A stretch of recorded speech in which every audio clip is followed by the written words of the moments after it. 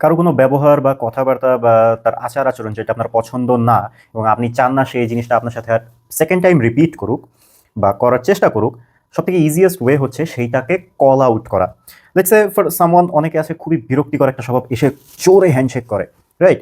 So if you just call that out আর bring attention to that specific thing যে wow you are a very firm or strong handshaker. আমি কোথায় যেন পড়ছিলাম যে যারা এত জোরে হ্যান্ডশেক করে, মানে আলফা মেলরাই অনলি এইভাবে হ্যান্ডশেক করে, like Andrew TET type of. It takes all the power from this thing. এরপরে সে আপনার হ্যান্ডশেক করার আগে he will be conscious. The same thing is, অনেক সময় হয় যে আমাদের কোনো সিনিয়র বা আমাদের কোনো boss, they very dominant, they always try to dictate your life. Just bring attention to that specific action. Attention, wow. Bring attention to that specific thing. That is, wow, আপনি খুবই ডমিনেন্ট, মানে আপনার leadership quality খুবই ভালো।